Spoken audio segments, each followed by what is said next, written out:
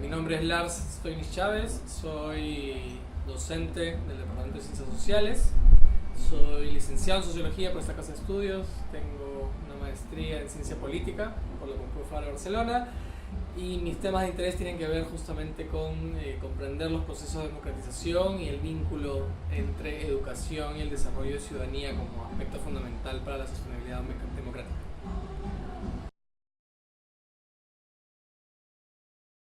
La democracia es una forma de convivencia, no es solamente un contenido, por ejemplo. Entonces, pensar en cómo la escuela de educación básica regular, que se juega además en una institución social como la escuela, tiene un impacto positivo o no, se da también en cómo se organizan las escuelas, en las prácticas cotidianas, en las valoraciones, creencias que se reproducen en el marco de la convivencia de las instituciones. Y creo que a ese nivel todavía nos falta mucho en términos de poder reconocer lo que sabemos, porque no solamente hay muchos estudios al respecto, sino que como país, por ejemplo, en lo que fue el trabajo de la Comisión de Verdad y Reconciliación, una autocrítica país muy fuerte al respecto acerca de cómo el sistema educativo peruano y la educación básica regular termina naturalmente, obviamente entre comillas, porque son construcciones sociales, culturales, pero naturalmente reproduciendo formas de relación, prácticas cotidianas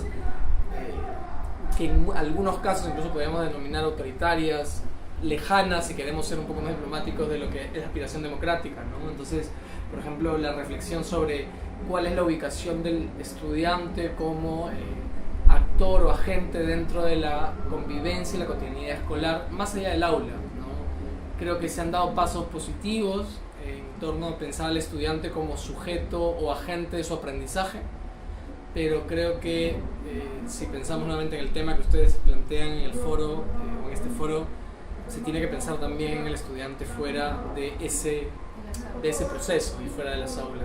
Cómo es que los docentes se están formando, y no me refiero solamente a su educación superior, digamos, sino cómo nos formamos como adultos en la cotidianidad, ¿no? Y cuánto de eso termina introduciéndose o calando en la convivencia escolar.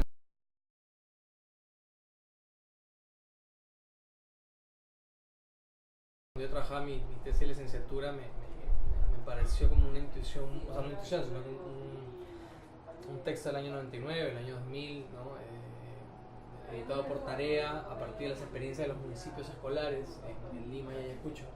Eran dos investigaciones, o dos publicaciones, lo que cuestionaban, pero a modo de inquietud, era, claro, en estas escuelas, en todas existen, o sea, los municipios escolares son una experiencia que surge a mediados de los 90, justamente contradictoriamente estando en una situación donde a mí personalmente no creo que pudiésemos hablar de que vivíamos en democracia, pero promovía la participación, digamos, del estudiante, ¿no? Lo cual son estas contradicciones que tenemos de como en términos históricos. Entonces estos investigadores buscaron analizar, bueno, cuánto ha incidido, digamos, la existencia de estas prácticas. Entonces, dentro de la investigación, lo que ellos terminan planteándose como inquietud, que es una inquietud de la que yo me he agarrado para poder avanzar, ¿no? Y surge de ahí, es quizás la pregunta sobre la existencia de los espacios de participación no es suficiente, porque en todas esas escuelas existían espacios de participación, pero lo que ellos identificaban es que aparentemente no habían confrontado, digamos, no habían servido para confrontar en términos de actitudes, de valoraciones en los estudiantes formas más autoritarias, menos democráticas. No importa la existencia, importa el carácter de esos espacios, la importancia de esos espacios en la cotidianidad. Entonces, tú puedes tener un espacio de participación, puedes tener pues un municipio escolar o un consejo estudiantil, puedes tener delegados de aula, pero claro, si los estudiantes se dedican, como me acuerdo, algún grupo de estudiantes me dijo, a decidir el color de los tachos de basura, primero que lo que formas en el estudiante es una lógica de la participación pública como algo irrelevante, ¿no?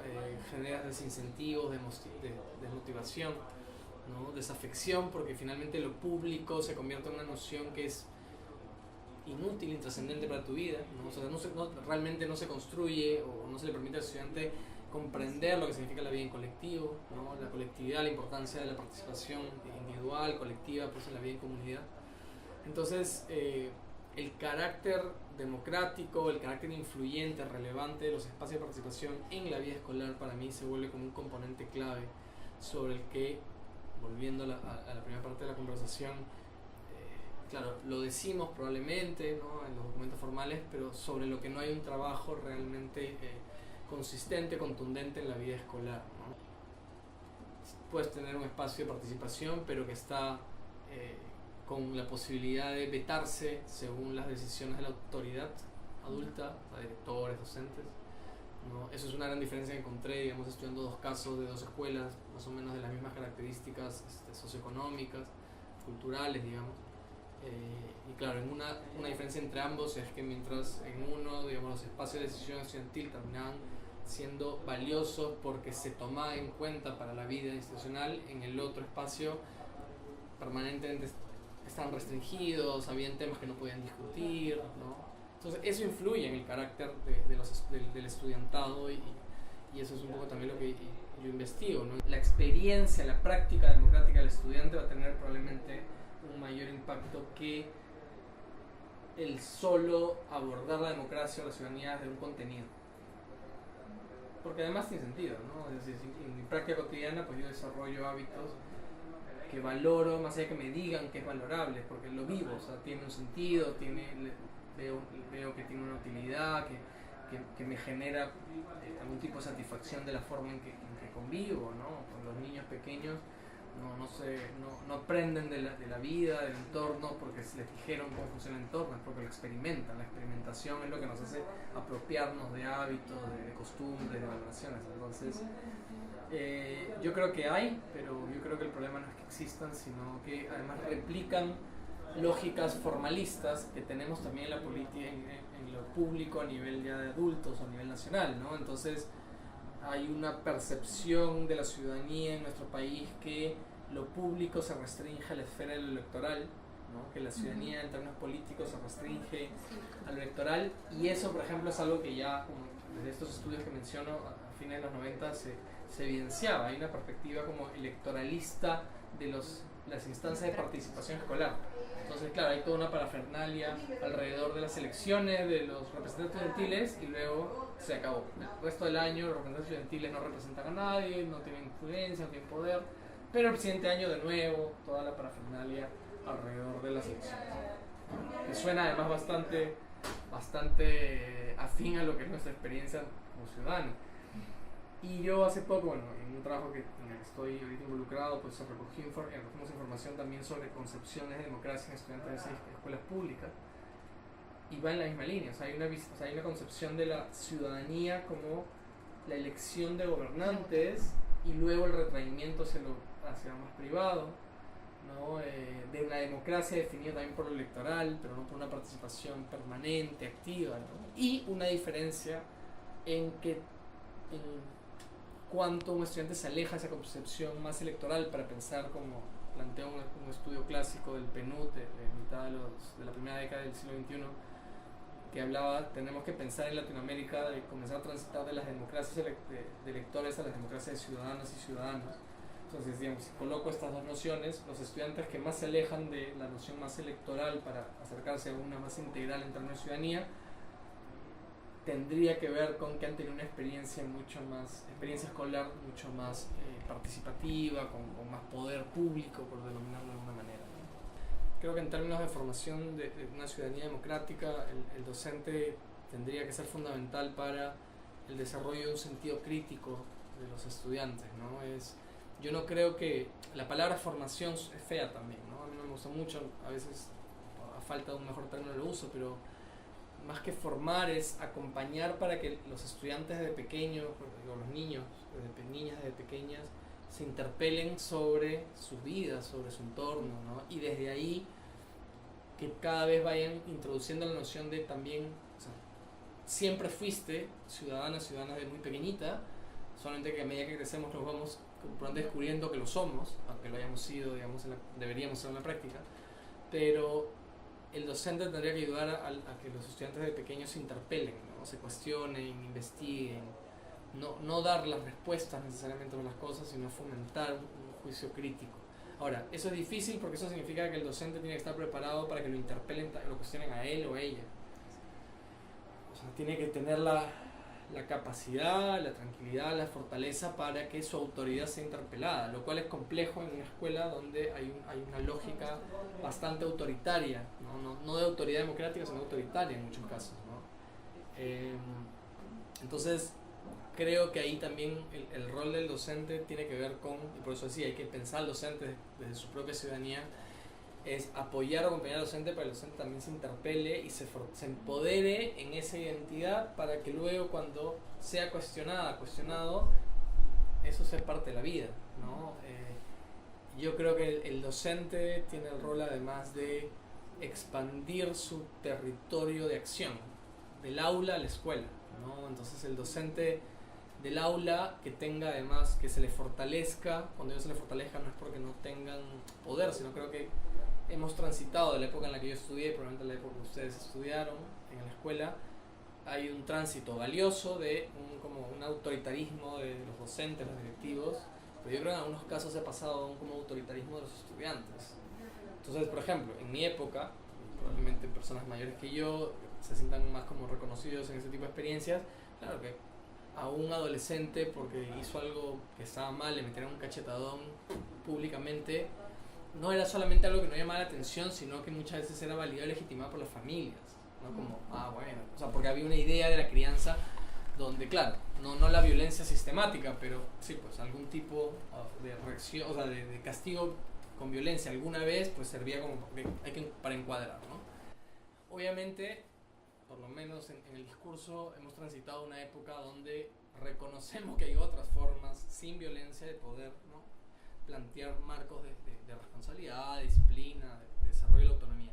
Sin embargo, el discurso no sé qué tanto ha calado en la práctica, en tanto lo que, por también algunas experiencias y lo que puedo conocer personalmente, pero también como investigador, se puede notar en muchos lugares, es que como que el docente ya no tuviese herramientas para poder, sin violencia, poder establecer un vínculo donde el estudiante lo respeta, ¿no? Y hay marcos de referencia. Libertad no significa hacer lo que me dé la gana cuando me dé la gana, ¿no? La libertad tiene marcos que nos estructuran, entonces que el docente tenga herramientas para eso. Entonces, pero para eso el docente tiene también que ser acompañado.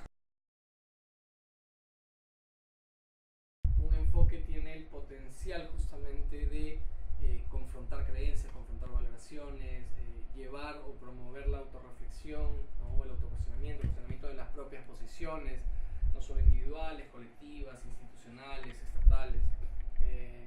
Entonces yo creo que sí, eso es un aporte importante. Sin embargo, el enfoque termina siendo, o puede terminar siendo un discurso muy bonito, muy digamos, consistente como discurso, pero creo que la historia de nuestro país da cuenta justamente de cómo los discursos y la práctica no necesariamente coinciden, ¿no? Como por ejemplo planteamos marcos institucionales del Estado en términos democráticos que son muy potentes, pero la práctica de esas instituciones no es consistente con respecto a cómo se han concebido. Entonces, hay que pensar, de alguna manera el currículo lo menciona, ¿no?, y yo creo que eso es valioso, ¿no?, pensar la democracia como una experiencia social en la vida escolar, pero yo no considero que esto sea la regla general, digamos, de la cotidianidad de las escuelas en el Perú, tomando en cuenta además las múltiples diversidades que hay entre tipos de escuelas, no solo en términos de gestión, ubicación territorial, por la diversidad regional, urbano-rural, polidocente, multigrado, unidocente, es decir, todas esas diversidades plantean desafíos también particulares para entender la vivencia democrática como una práctica cotidiana en la escuela, ¿no? Entonces, el enfoque, por ejemplo, si no me equivoco, menciono el enfoque de la diversidad, que tiene que ver con reconocer la diversidad,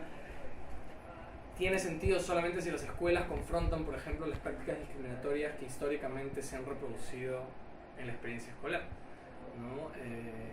Siempre en clase hago esta pregunta a partir, digamos, de una elaboración que, si no me equivoco, trabajaron Gonzalo Portocarrero y Patricio Lardia hace varios años, acerca de cómo en la experiencia escolar siempre hay estas figuras estigmatizadas, ¿no? Se le coloca estos estigmas a ciertos estudiantes debido a características particulares. Por ejemplo, el lorna o la lorna del grupo.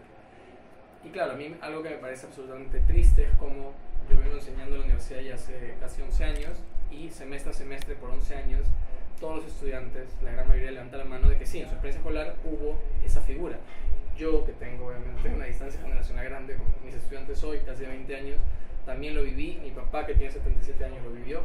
Entonces, hablar de diversidad, pero que en simultáneo en la escuela se reproduzca cotidianamente lo que hoy denominan el bullying, pero que tiene que ver con discriminación, o sea, prácticas de discriminación social por las múltiples razones, porque si alguien por altura, por peso, por cómo se habla, o si se habla bien o mal el castellano, o si hablas otro idioma, o si viniste de otro lugar, o si te vistes así, o si te vistes así, ¿no? Por género, por temas de discapacidad, es decir, o de discapacidades diversas. Hay una contradicción fuerte, ¿no? y está fuertemente demostrado, y vuelvo, digamos, al trabajo de investigación que se hizo en el marco del informe de la Comisión de la Verdad y Reconciliación, que justamente eso, digamos, como uno de los episodios más devastantes y tristes de nuestra historia, ese fue el caldo de cultivo para poder reforzar otro tipo de actitudes, prácticas violentas. Y lo sigue siendo. No es que hayan habido grandes cambios, a pesar de que, claro, hay campañas, pero el cuestionamiento que creo que deberíamos plantearnos en el sector de educación es que tanto estos discursos terminan calando en la cotidianidad, que tanto el docente, el directivo, el padre de familia, la madre de familia, los mismos estudiantes se convierten en sujetos que se apropian en su práctica y que tienen capacidad también de confrontar en el día a día estas situaciones. Hay como miradas sobre la educación que estos enfoques buscan confrontar.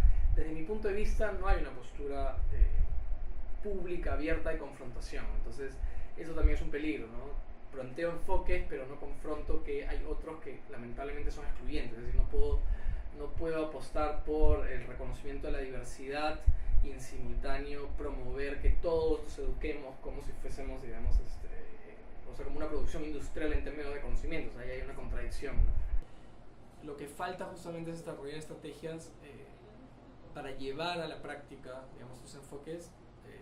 Creo que algunos más que otros, también por resistencias sociales, hay algunos que serán mucho más fáciles de introducir.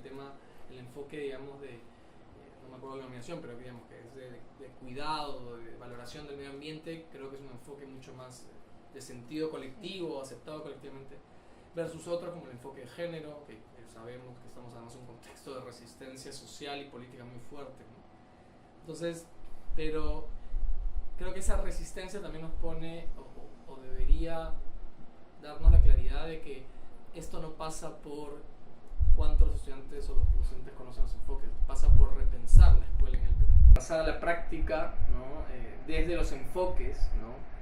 Significa confrontarnos como sociedad con respecto a qué entendemos por educación, más aún cuando estos enfoques, muy valiosos además, como decía, se plantean en un contexto donde la educación también está marcada por perspectivas donde la apuesta por la formación ciudadana como fundamental no es tan valiosa, ¿no? Entonces estoy pensando, por ejemplo, en las miradas que piensan la educación como un servicio y no como un derecho, cuando desde mi punto de vista en democracia debería pensarse al revés, ¿no? La educación no es en la práctica sí, o sea, hay servicios que se brindan educativos, pero es un derecho primero, un derecho público además.